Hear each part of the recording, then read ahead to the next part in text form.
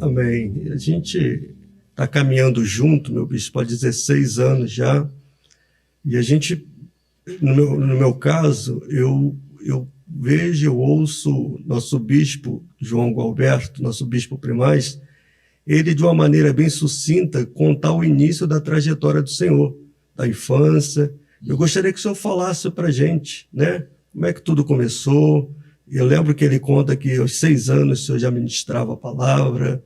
Conta para nós um pouquinho da infância do senhor na igreja.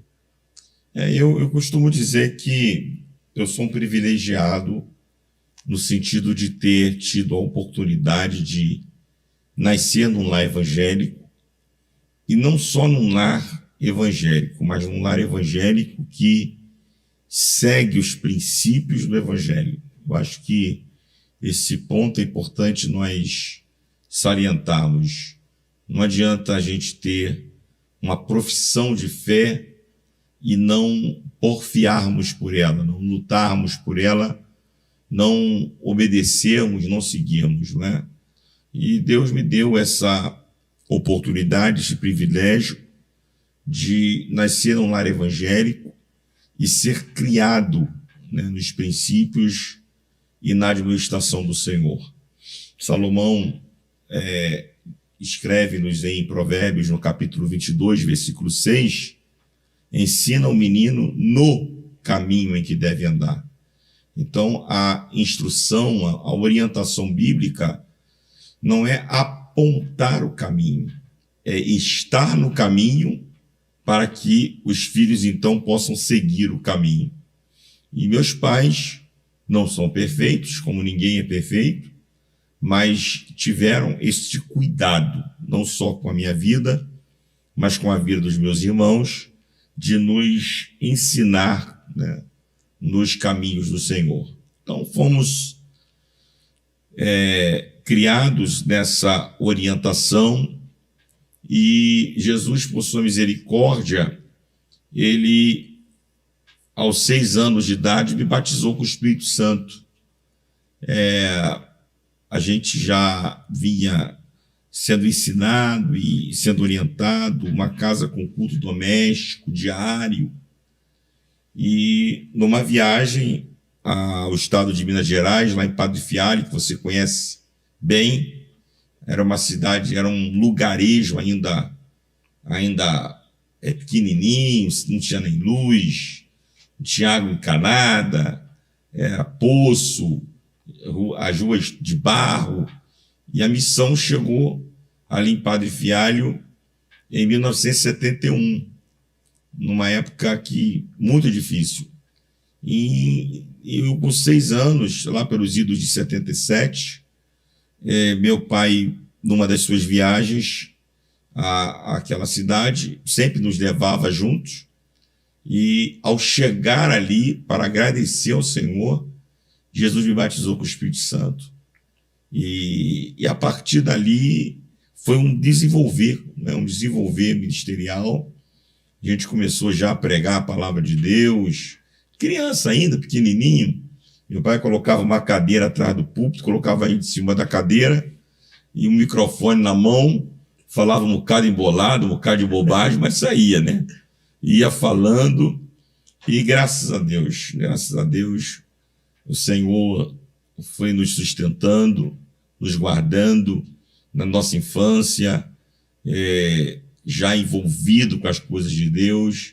Na adolescência, aos 11 anos, eu passei pelas águas e comecei a me envolver, fui envolvido e me envolver, né, com o trabalho do Senhor, trabalho infantil, depois adolescentes, jovens, e estamos aí, pela misericórdia de Deus, durante todos esses anos, servindo ao Senhor, guardados pelo Senhor. O senhor também é psicólogo, né? Sim. E o senhor exerceu por um tempo essa profissão, né? E quando é que o senhor entendeu que o Senhor estava chamando, o Senhor nosso Deus estava o chamando meio que integralmente para o ministério, direcionado para o ministério, entendendo que hoje hoje não, já há algum tempo o senhor já não, mesmo como psicólogo, o senhor já não exerce. Na verdade, propriamente exercendo a psicologia em consultório, eu nunca cheguei a exercer, porque quando eu fui fazer a faculdade de psicologia, eu já estava no ministério, né? Jesus me chamou muito novo. Eu até tentei enveredar por outros caminhos, mas muito novo fui chamado para o ministério, fui para o seminário. Quando voltei, já me engajei direto na obra. Durante 12 anos, eu ainda tive uma atividade secular, mas na área de administração, na área de contabilidade, que também é uma formação que eu tenho. Mas depois de 12 anos, o ministério já absorveu toda o meu tempo, e eu me dediquei exclusivamente ao ministério, né? Porque a nossa demanda, ela na realidade nunca foi só uma demanda local, era uma demanda que abarcava as nossas filiais, e que não é só no Rio de Janeiro, já eram em outros estados. Então, as viagens sempre foram uma constante no nosso ministério. Então, a gente ficava 3, 4, 5 dias fora e atendendo as nossas próprias igrejas. Eu nunca não era nem para atender convites, né, de outras igrejas, mas as nossas próprias igrejas tinham essas demandas, que eu já ajudava o meu pai na liderança da denominação, né? Nós assumimos a vice-presidência da igreja em 1998. Isso foi em o local? Aqui no Rio de Janeiro. Aqui no Rio de Janeiro. Ela nasceu no Rio de Janeiro? A missão nasceu no Rio de Janeiro. Tá. A missão ela é de 1945, né? Mas o meu pai assumiu em 1971 a missão. Era uma igreja muito pequena, tinha 3 congregações pequenas, e a partir de 1971 a igreja começou a crescer, né? E nós já crescemos dessa obra, né? Então a gente começou e nos envolvemos com a igreja de tal maneira que ficou difícil a conciliar a vida secular com a vida ministerial. Mas fomos cursar psicologia entendendo a necessidade de um conhecimento do ser humano mais profundo, né? À medida que a gente foi pastoreando, lidando com pessoas, a gente foi vendo a necessidade de um conhecimento, não que é indispensável, né, estudar psicologia, mas a psicologia te dá um olhar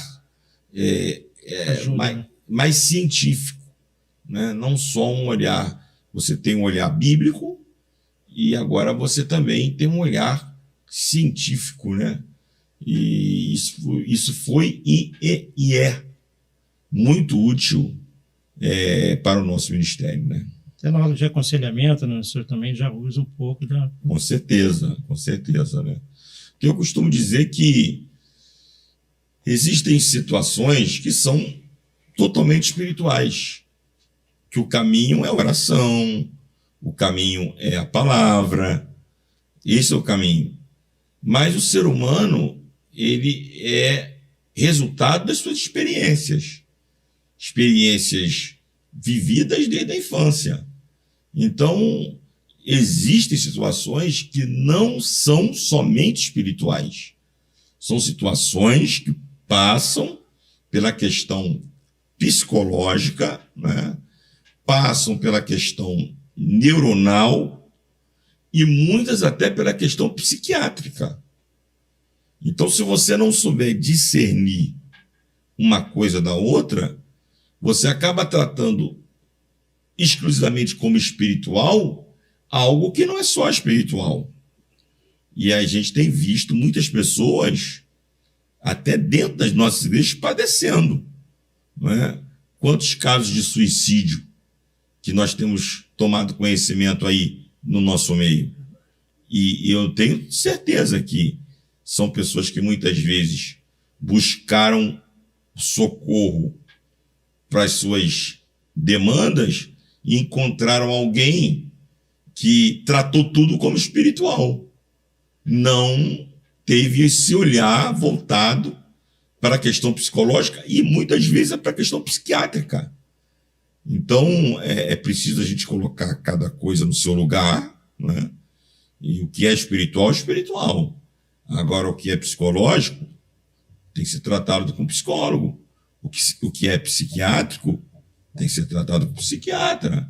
Então, nós precisamos ter um conhecimento. É por isso que eu volto a dizer, mesmo que o pastor não tenha a formação psicológica ou da psicologia, ele precisa ler, ele precisa buscar conhecimento, ele precisa buscar uma informação capaz de lhe ajudar a, quando chegar um momento em que ele precise encaminhar alguém para uma outra área, ele possa fazer isso com tranquilidade.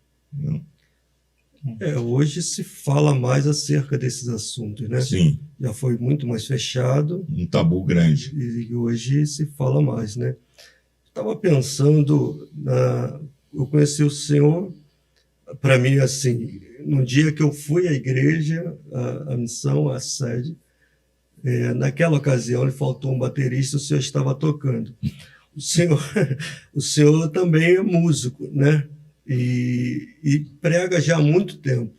O senhor também vem de um tempo em que a gente tem uma primeira linha de pregadores, uma geração, entre o Idecaso Takayama, e dentre os Napoleão Falcão, e depois vem uma outra linha, que é o Gilmar Santos, uma outra geração. O senhor é mais ou menos dessa geração. Quando é que o senhor entendeu que o caminho não era itinerância e era um caminho de pastorear, de ser pastor local, de pastorear ovelhas, pastorear a igreja? Como é que o senhor entendeu isso? Eu acho que a chamada de Deus, ela vai se desenrolando, se descortinando na tua vida com o tempo. O tempo vai passando, você vai tendo experiências, e essas experiências que você vai tendo, elas vão lhe dando sinais, né? Como eu disse, assim, o meu ministério, ele sempre foi um ministério muito local, muito local. Eu trabalhei com liderança de jovens, com professor de escola bíblica dominical, liderando o ministério de louvor da igreja. Então, sempre foi um ministério muito voltado para a igreja local, né? Algumas vezes recebemos convites para pregar em outras igrejas, para estar cooperando com outros trabalhos, mas era um ministério muito local. Então, essa questão do local, essa questão de estar envolvido com a igreja local, com o corpo assim local, ela sempre foi muito, muito forte na minha vida, né?